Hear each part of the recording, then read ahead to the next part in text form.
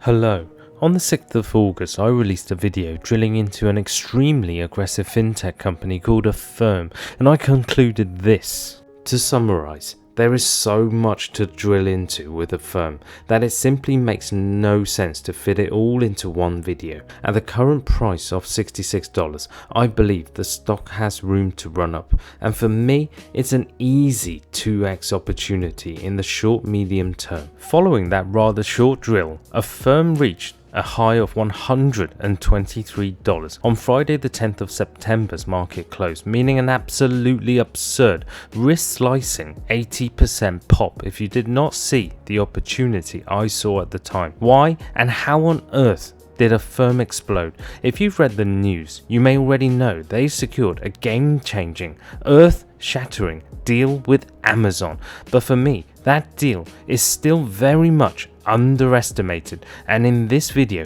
I will tell you why and how I believe Affirm will continue to grow way past its current levels in the coming months. Stay tuned for this and more. Keep it simple. Well. If you have been following my channel since last year, you will know I am just a simple trader and not a financial advisor looking for EPG situations. Yes, explosive exponential potential growth, and oh my, we have found some winners along the way, from going all in on Neo stock at $12 and still holding, loading in on NNDM at $3 and selling at $15, picking up Nordstrom for $12 and change and selling at $42, YOLOing into AMC at $12 and still holding like a mad ape. AMC Theaters. We make movies better. To dropping some dimes on GTT for a squeeze play at $1.08 and selling at $4.20, to this right here, right now. Yes, Affirm. No more plugging. Let's start drilling. As legendary investor Peter Lynch once said, stocks are risky, so you ought to make a lot when you are right to offset all the times you're not. Well, this is a funny business. You don't have to be right even 5 times out of 10. If the times you're right, you make a double and triple. It offsets all those times you lose 20 or 30%. So when you buy a stock, you got to say to yourself, how much can I lose and how much can I make? And you ought to be able to make a lot. Stocks are risky. I mean, look at how much we lost in AT&T. Look how much we lost in Xerox. These were quality companies. You know, you can lose a lot in a stock. So you got to say to yourself, how much can I make? Because I want to buy a stock, if I'm right, I'm going to make a double or triple. Okay, rewind to the 27th of August, Green Friday, and I mean green. Affirm released news of its game-changing, gravity-defying news that its main product, its flexible payment solutions for consumers, will soon be available to Amazon.com customers at checkout. Oh my lord. We have an after-hours news alert on shares of Affirm, the payment stock rocketing higher on some deal news. Let's get to Kate Rooney with all the details. Hey, Kate. Hey, Leslie, Affirm shares have been up as much as 40% after hours after a partnership with Amazon. Amazon is getting into what has been a booming buy now, pay later space. The e-commerce giant is partnering with Affirm for its first ever installment payment options on the e-commerce site. Shares of Affirm, as I mentioned, absolutely soaring after this announcement. They had been up as much as 40%. They're up about 39% here after hours.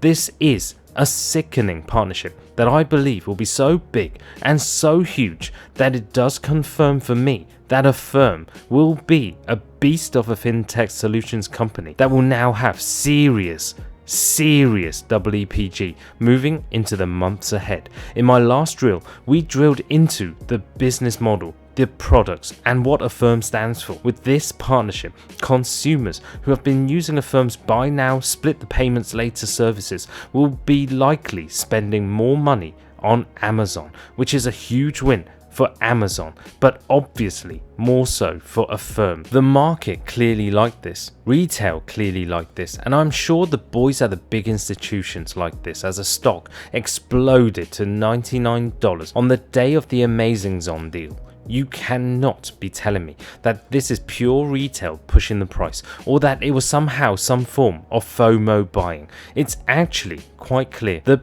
big ducks were loading in because we already saw the huge pop in the pre-market, which is a clear green flag alert. The stock consolidated for 8 trading sessions after that. Then what? Then we saw another giant pop of 34%, with an intraday high of $123 achieved on the 10th of September. This was due to the fourth quarter earnings release. Affirm's results have just crossed. Let's get to them. Kate Rogers.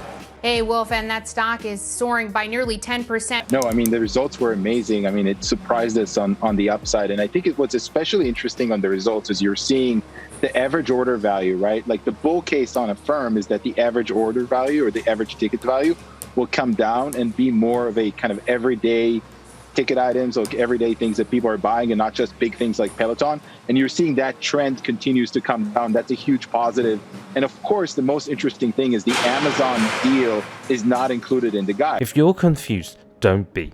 As I explained in my first drill, Affirm's quarterlies differs from the standard as their fiscal year ends on the 30th of June. So how did the earnings fare? Quite literally, these are some of the most ridiculous earnings you may ever see. Explosive does this no justice. The headline says it all. Exceeds fourth quarter financial outlook. The Q4 gross merchandise volume grew 106%, with total revenue growth at 71% year over year. Don't be scared. Gross merchandise volume is simply a metric used to measure total sales transacted through an e-commerce platform.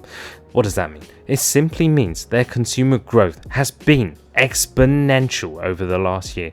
They also reported expanding their network by nearly doubling active consumers and growing active merchants by over 400% year over year. What? 400%. Is that even possible, you may ask? This simply means merchants or businesses are jumping on board to adopt Affirm's platform to enable their consumers access to Affirm's payment platform. This is simply huge, and as demonstrated by their recent partnership with Amazon and Shopify back in June, I can see them rolling out to many more chains and platforms imminently. One thing that really popped out when I drilled into their balance sheets was the sheer scale of the cash and cash equivalents they have on the books, which is basically all assets that can be converted to cold hard cash immediately. These include bank accounts and marketable securities such as governmental bonds, and of which they have on hand $1.4 billion. Holy smokes, what does that mean? This means they have some serious cash to grow the business, either by R&D, acquisitions, or even investments and venture capital opportunities. What do they teach in Business 101? Make sure the total assets outweighs the total liabilities and you're in business. Affirm reported $4.8 billion of assets versus only $2.2 billion of liabilities. That is a solid ratio and is hugely impressive for such a young and growing company which still has huge EPG in the pipeline. This is evidenced in their fiscal year 2022 guidance, where they are forecasting $1.16 to $1.19 billion in revenues, and that is without the Amazon deal factored in. Think about that. The growth next year should in all likelihood absolutely destroy their guidance. I think it will be safe to say that if the Amazon deal gets rolled out, then the revenues could double or even triple what they are projecting for fiscal 2022. That means the stock price could go to Mars. The space that Affirm operates in is not a monopoly, and far from it. But the biggest competitor and likely nemesis is what CEO Max Levchin is more than familiar with, and that is PayPal. Why? Well, PayPal have all but secured an acquisition of Japanese buy now pay later startup Paydi in an all-cash transaction of $2.7 billion. This is also on the heels of Square, who secured a deal to buy Australian buy now pay later provider Afterpay for $29 billion.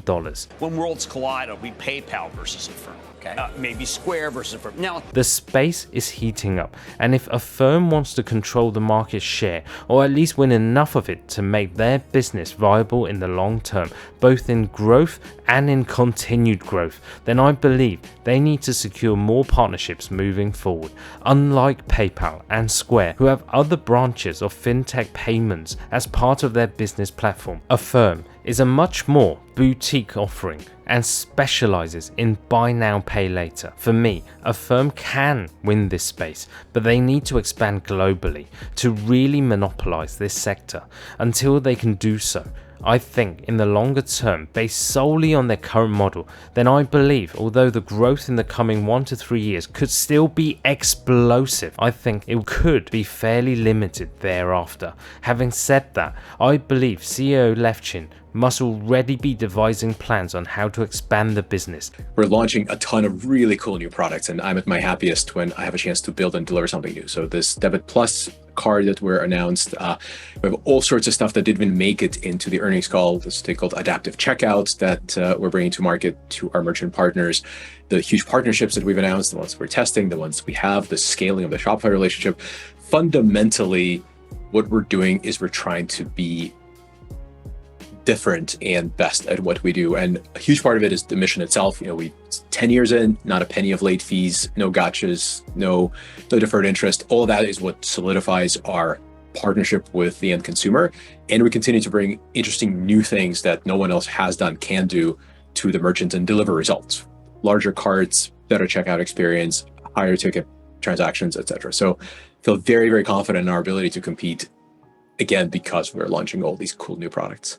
This is an extremely exciting time for Affirm, and with next year's guidance looking Jupiter-esque, I would say the stock, even at these triple-digit levels, still has room to grow quite substantially. Let me know where you think the stock is headed in the comments below. To summarize, for me, Affirm is confirmed to be the leader in its fintech sector of buy now pay later. The stock price hitting triple digits meant my investment had all but nearly doubled, and I look to hodl my position well into next year, at the very least to see how 2022 plays out, with Amazon being the trigger that should send Affirm to all-time highs. I really hope if you're watching this video right now that you loaded in sub triple digits on this explosive situation.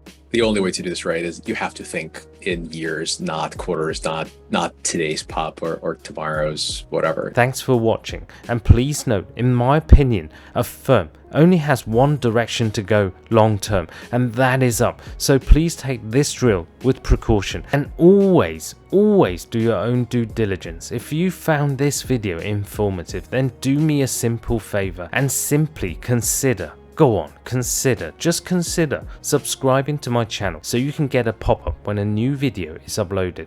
I am a simple trader. I try to keep this simple, and will simply see you in the next video.